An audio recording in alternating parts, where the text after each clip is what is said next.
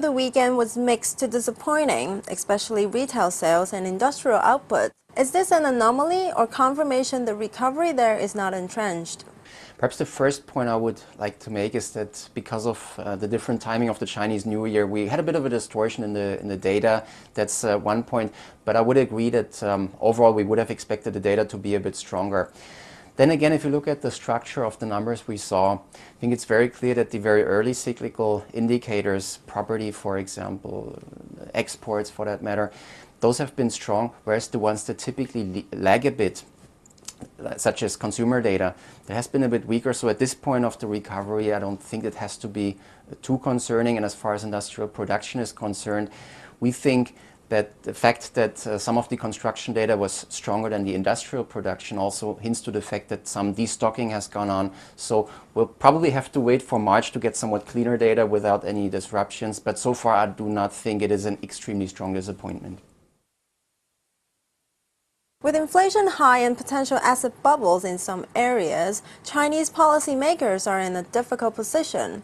What do you expect their next moves to be? As far as inflation is concerned in general, we do expect it to inch up to 3.5% throughout the rest of the year. So those are still not numbers that compared to previous cycle would be extremely concerning. But maybe we have already seen a bit of measures here. What we noticed was especially in the non-bank financing side, the credit side of things, it seems that the pace here is cooling down. And that, on the one hand, puts growth maybe a bit on a lower level, but it also puts it on a much more sustainable path. We're starting to look at these numbers more from a risk perspective, and if these numbers are not cooled down at the pace, especially in the trust side, in the trust area, if that pace is cooled down, we think that is probably a healthy and early development that also prevents shock therapies, shock tightening later in the year, so we prefer a much more gradual path.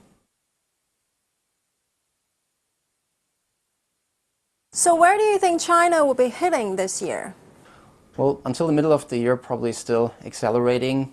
And then China's potential growth has also moderated a bit over the last couple of years, probably level out at around 8%. And we also believe this is about the speed we can expect for 2014 and would be a healthy one to begin with.